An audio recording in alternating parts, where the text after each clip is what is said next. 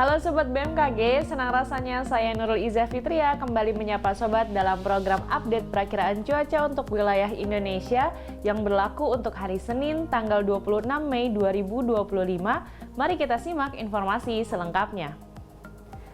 Sobat BMKG, terdapat beberapa dinamika atmosfer yang mempengaruhi kondisi cuaca di wilayah Indonesia, seperti adanya sirkulasi siklonik yang terpantau di wilayah Samudra Hindia Barat Daya Banten, kemudian di wilayah perairan selatan Jawa Timur, di wilayah Laut Cina Selatan, dan juga di wilayah Maluku Utara, di mana sirkulasi ini membentuk daerah perlambatan kecepatan angin atau biasa disebut konvergensi, memanjang dari Samudra Hindia Barat Sumatera, kemudian dari Lampung hingga ke Jawa bagian barat, dari perairan selatan Jawa Barat, kemudian di perairan selatan Jawa Timur hingga ke Nusa Tenggara Barat, dari Laut Sulu hingga Laut Cina Selatan, di Maluku Utara dan juga di wilayah Maluku.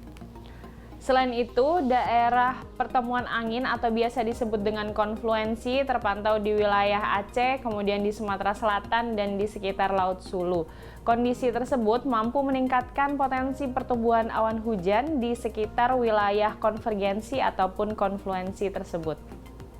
Sobat BMKG, kombinasi dinamika atmosfer tersebut menyebabkan potensi hujan sedang hingga lebat dan juga cuaca ekstrim yang perlu diwaspadai, meliputi sebagian besar wilayah Sumatera, kemudian sebagian besar Pulau Jawa, Bali, Nusa Tenggara, Kalimantan, Sulawesi, Maluku, serta Papua.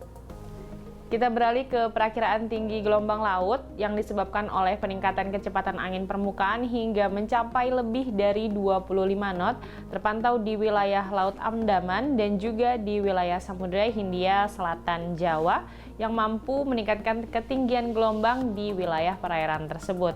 Kemudian perlu juga diwaspadai adanya gelombang tinggi berkisar antara 2,5 hingga 4 meter, terutama di wilayah Samudra Hindia Selatan Lampung dan juga Samudra Hindia Selatan dari Nusa Tenggara Timur.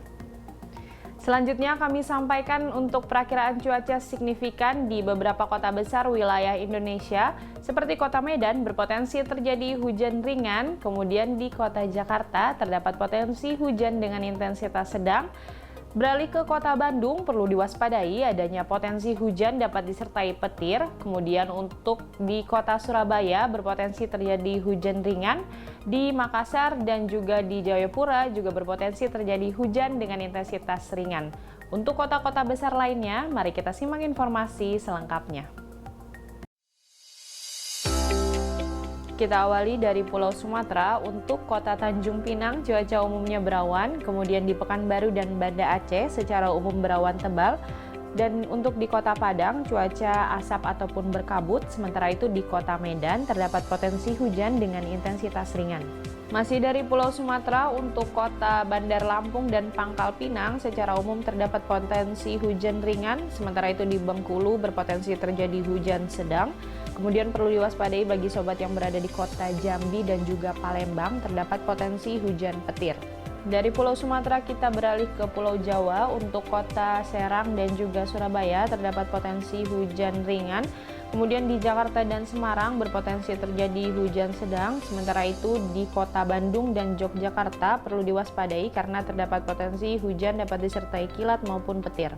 Kita beralih ke Bali dan Nusa Tenggara. Untuk Kota Mataram secara umum berpotensi terjadi hujan ringan, sementara di Kupang terdapat potensi hujan sedang, dan di Kota Denpasar waspadai adanya potensi hujan petir. Dari Pulau Kalimantan, untuk kota di Samarinda, Palangkaraya, Banjarmasin, dan Pontianak secara umum berpotensi terjadi hujan ringan, namun demikian perlu diwaspadai terdapat potensi hujan petir bagi sobat yang berada di Kota Tanjung Selor. Dari Kalimantan kita bergeser ke Pulau Sulawesi. Untuk Kota Kendari, cuaca umumnya berawan tebal. Sementara itu bagi sobat yang berada di Kota Manado, Gorontalo, Palu, dan Makassar masih terdapat potensi hujan ringan. Kemudian perlu diwaspadai potensi hujan petir terdapat di Kota Mamuju. Terakhir untuk kota-kota besar di wilayah Indonesia Timur cukup bervariasi. Untuk Kota Sorong sendiri cuaca diprediksi berawan, kemudian di Manokwari berawan tebal. Sementara itu hujan ringan berpotensi terjadi di kota Ternate, Ambon, dan Jayapura. Dan untuk Jayawijaya berpotensi terjadi hujan sedang, kemudian perlu diwaspadai adanya potensi hujan lebat di kota Nabire. Terakhir untuk wilayah Merauke juga perlu diwaspadai adanya potensi hujan petir. Sobat BMKG, kami ingatkan kembali bahwa informasi yang disampaikan merupakan gambaran umum cuaca di wilayah masing-masing.